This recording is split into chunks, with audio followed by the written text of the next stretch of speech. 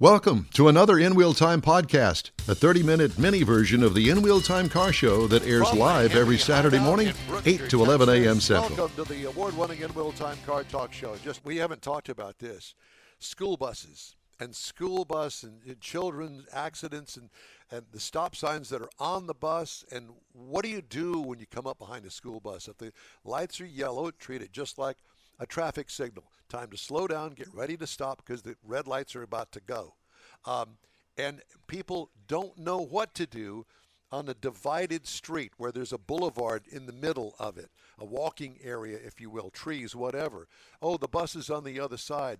You don't have, if you're on the other side, you don't have to stop. But if you are on that side where the bus is, yes, you do have to stop. It's not real rocket science, and just to use your head. I was going to say that there is new technology, and I did not realize this. I just read it yesterday, that there is a difference in car sensors being able to see oncoming traffic, like the rear traffic alert that we have on cars these days. Yep. So you're backing out of a parking spot, it beeps at you, and you know that the car is coming up from your right or your left or whatever the case may be. It's not the same sensor in front, one.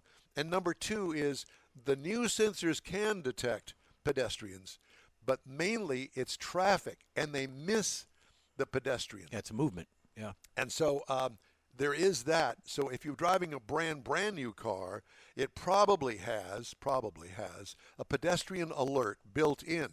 But most of the earlier models of cars that have front end detection only recognize automobiles, big metal objects, not human beings. So that's something else to keep in mind. I mean, at the end of the day, most cars have mirrors, so check them as well as relying on your sensors. And I guess that the biggest thing, the biggest takeaway here this morning is the fact that if there are pedestrians and you're in a pedestrian area, man, I've always got my foot right ready to hit that brake. Because I remember my oldest daughter, when she was a little girl, we taught her not to go in the street. Well, she was small, under 5, and she saw her friend across the street, dashed across the street, and as fast as we could react, she was already in the street. So when there are children around, all bets are off. Just got to be extra careful. Exactly. Especially if you're driving a big car like a pickup truck or one of those super high mounted Jeeps or SUVs that you can't really see children from your driver's seat. You need to be very careful, especially in residential areas. Let's talk about car insurance and pedestrian accidents and the 5 things to know. It's your report. I'll let you do that. Absolutely. So here's the thing to keep in mind. There are significant legal and financial headaches that come with hitting a pedestrian. So as far as possible, you don't want to hit one, but just in case you hit a pedestrian, the first thing you need to do is call the authorities because, injuries that may not be visible to you may have happened. Mr. Morris, you just cut her off, whatever you did there. You muted her. Sorry, Divya. I can go again. There you go. Go ahead. First thing you want to do if you hit a pedestrian is call the authorities. Let the cops know, call 911 in case the person needs an ambulance or, the cops need to take a report. So that's the first thing you want to do. The second thing you should be doing is documenting everything. So write down everything that happened as you remember it. If you have dash cam footage, just keep it in hand. You don't want to be saying anything to the cops, like admitting fault, because at that point, you may not have the full information you need. Just document everything. And the third thing you want to do is file a claim in a timely manner. So because this could be a liability claim, you need to notify your insurance company as quickly as possible. And the one thing that stuck out to me was watch your words. Watch what you say and how you say them. Be forthright and honest, but don't give up too much information or assume things that you're really not too sure of. 100%. You have to watch your word because I'll be honest, in that situation, we're extremely stressed out and we may have missed important things. The one thing you want to avoid is admitting that you are at fault or you may have done something that contributed to it. It's just best to remain silent as far as possible, take in everything you can, and let the cops handle it. Absolutely. Yes, go I was ahead. going to say one of the things. I want to go back to the street crossing. What percentage does this reflect of people using their phone, and you see people walking down the street and bumping into poles or falling into manhole covers? Is that part of this, where people using their phones crossing the street? Is that part of the Our data? research didn't track what pedestrians were doing at the time when they got into accidents, but I think generally it's really good advice to not be distracted while you're crossing a busy roadway or when you're driving. It's really, really good advice. And by distractions, it's not just looking at your phone, right? If you're behind the wheel, you don't want to be turning around and yelling at your kids for making too much noise. You don't want to be fiddling with the radio. You don't want to be eating a sandwich. Like, every little thing that could help you take your eyes off the road is something we want to avoid. We love talking to you. You look great. I hope things are going well for you there up on the East Coast. Are they? They are amazing. Thank you so much, and thank you for the compliment. Yes. We are headed out today shortly to have an amazing feast. So I guess I'll have to take some pictures and send it to you guys. Please Feasts do. are fun. And if you're going to be a pedestrian, be on the outlook. There you go. Yeah. All right. All right. Devya, thank you so Thanks. much. Devya Thanks so much Sangam. for having me, Yep, guys. you bet. Bye-bye. Lending Tree and pedestrian deaths today we talk about. Great way to start off the show. Yeah, I like talking about death. I had a near-death experience this morning when I left the purple ditty bag here at home. Hey, you can't say that. Left Ditty. the bag at There home you that go. had all the stuff in it. A ditty bag. Do you know what a ditty bag is? It's the one you left. That's that. That's for sure. We know that. Just ahead. God help us all. Jeff's Car Culture, 6 dream cars owners regret buying. Can't wait for that. And Mars has riding the rails in Texas. I guess the real story there is how you get to the rail. Hobo Mike. All that and more coming up right after this break here on the In Wheel Time Car Talk Show. The Tex-Mex dining experience is defined by Lupi Tortilla, your destination for Texas's best beef fajitas and frozen margaritas. Since 1983, Lupi Tortilla has served authentic and time-tested recipes made with the freshest ingredients.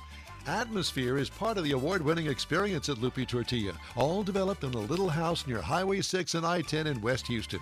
Visit any of the Lupi Tortillas and you'll see the same attention to detail in each and every location. Start your Lupi experience with queso flammeado and guacamole, along with a classic frozen margarita. Dine on famous Lupi beef and chicken fajitas, or pepper shrimp brochette, or a fish or vegetarian entree, and finish with a scrumptious flan for dessert. Find Lupi Tortilla in Houston, College Station, Beaumont, Austin, San Antonio, and Dallas-Fort Worth. There's a Texas location near you. The recipes are authentic and time-tested. The ingredients always fresh.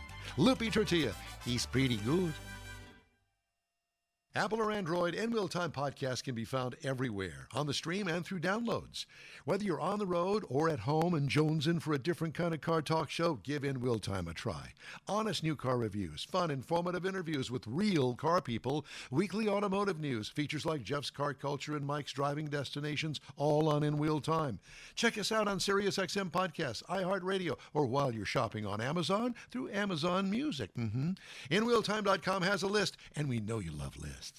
Hey, In Wheel Time invites you to join us 10 to noon Central Time every Saturday for our live show, if you can hear us, about all things automotive. And we thank you for being with us today. Thought he was gonna throw some water on me. or something. Shut up, Don. Trying to slow you down there a little bit. Time now for Jeff's Car Culture, 6 dream cars owners regret buying. There you go. So, dream cars. We've all fallen for that dream car at some point. The glossy ad, the jaw-dropping design, promises of speed and status. But sometimes, once you've been handed the keys, reality hits hard. Breakdowns, repairs, endless bills turn these beauties into burdens.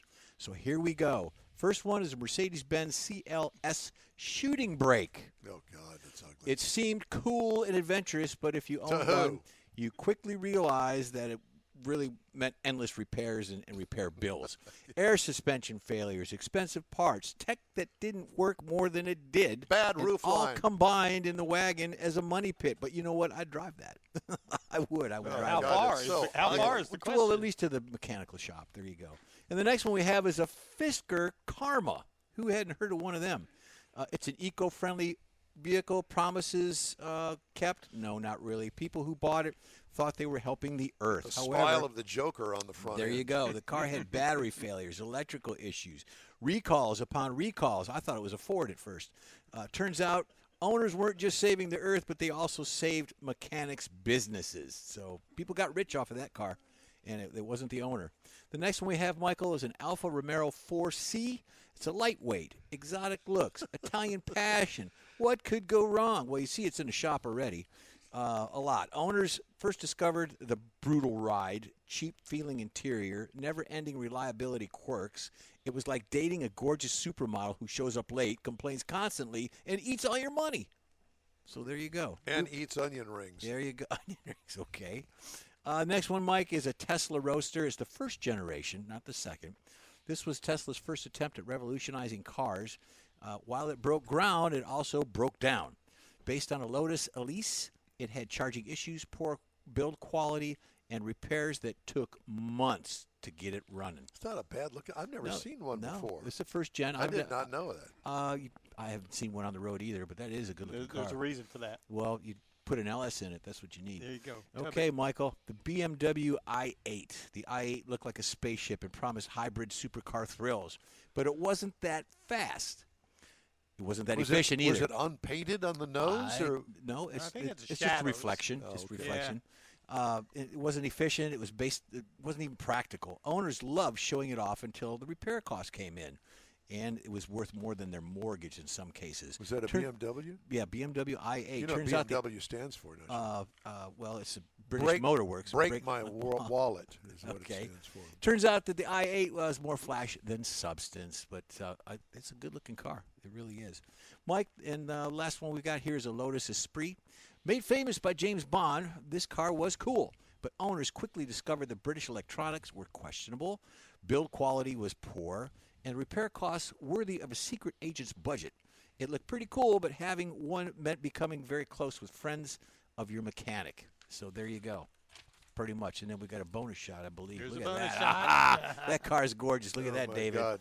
And, Shoo-doo. and Jeff spent all day finding that location so he could take a picture of his car. And You Absolutely. betcha. That's out in front of your new place. yeah. That's the county jail Oh, out in boy. Fort Bend Well, there you County. go. Well, there you go. My new place. Perfect. Hey, I did want to mention to everybody that if our background looks a little bit different today and looks like we're at a remote, well, we are kind of. We're at the Hemi Hideout Woo-hoo. in the cool back room here, as you can tell by our background. And we're in the midst of doing something new and different on the show that hopefully we will debut in another couple of weeks. We're working on it, but in the meantime, we're out here. John Hovis and Shelley Gates have been very generous and allowed us to come out here. There's nothing going on here today. No. So we've kind of stashed away back here in the back closet, and it's a big back closet too, by the way. Yeah. Full. Yeah. So we're very gracious and thankful that we've got John Hovis to depend on to help us continue to do the show. Why we do the show, we're still trying to figure that out after all Because these it's so years. much fun. Yeah. Well, we and should. the stress level isn't high at all. No. We should thank Massey Harris, the Better Built Farm Equipment Company behind us here. We should thank them. Massey Harris, Yeah. Better Built Farm Equipment. Yeah. I just thanked them. Thank you. Well, at any rate, so thank them for us, from us. All right, time now for Mars Driving Destinations, Riding the Rail. So is this a story about going to get to the train? Nope. Because this is not a train show. Well, I understand it's not a train show, and as I was putting the pictures together, I got really excited talking about the trains. You and get excited about things like that. where This I is come- what happens in your old age Well, I and remember- dementia. I remember when I was a kid that I got to ride on a train there in in Nederland. You went into the drugstore and you bought your train ticket. And whenever the train stopped across the highway, you walked across the highway and you got on the train. Well, we just had a segment on walking across highways. Exactly. Well, he did it But safely, you're still, obviously. you're still with us. So Yeah. But that was because I had the train stopped. Everybody stopped. Did you have that little stick and all your clothes in that little bag when you walked across? The hobo No, look? they wouldn't let you take the stick on the train Oh, would put your eye out or something. because they use it for the fire engine. So there was an actual passenger train that went through there, yeah. east to west. Well, it went from Port Arthur. No, it was kind of more north-south because Port Arthur's the end of the line. I mean, you're in Yeah. the Gulf of Mexico when you get to there. Okay. Be in the chip channel. Well, So please anyway, carry on. So and you see things every once in a while in the news about these heritage runs that people and all these trains running around. So I thought, well, Texas has got a lot of trains. For example, the Texas State Railroad, which is often called the Lone Star or the Eastern Railroad, it's a 25-mile heritage railroad between Rusk and Palestine. Now, this was built I believe by it's Palestine, isn't it? Palestine, depends on how far north you live. No, it depends on where you're from. Exactly what I said. But this was built by the inmates, and it was started in 1883 because they wanted to haul raw materials to the smelter at the prison at Rusk. So they did that up until 1921. Then they leased it out to a bunch of private companies. Anyway, it ended up through the Parks and Wildlife Department, and it was turned over to the newly created Texas State Railroad. So now it's just a scenic tourist line, and you can get on it on a limited schedule. And they've got 5 steam locomotives, and you can take the round trip on it if you want to go take your kids for a round. You've done that. David's done that. There you go. Now, there's another one up in that part of the world called Grapevine Vintage Railroad. Now, this goes from Grapevine to the Fort Worth Stockyards. Now, this is a purpose-built railroad that's strictly for a tourist thing. It didn't start out as anything else other than Is it a steam locomotive or is it? they have steam and diesel. Okay. Apparently, looking through some of these things, if a steam engine goes down, it takes a couple of 3 years to get it built and back up. Oh, boy. So some of them, they've got diesels for backups, but it started using it. The train excursions, they use 1896 steam locomotive is their prime one, and then they've got some 1920s era Victoria coaches that people can ride in.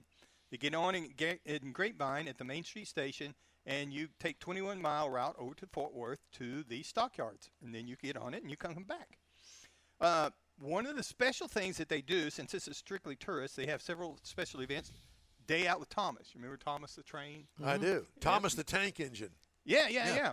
So it's a 25 to 30-minute trip, and one weekend a year, they rebuild the Thomas the Tank Engine. It kind of comes to Grapevine, and it goes back and forth on this short train, over and back. So the train looks like Thomas. Yeah.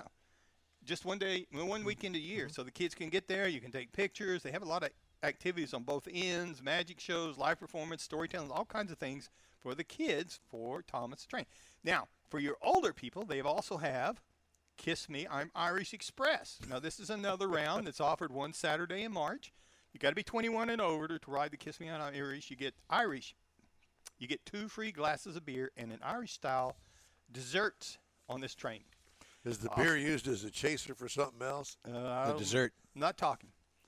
So they also have a jazz wine train for people that are more into wine and jazz, or if you need to act like you're that way to make your wife happy.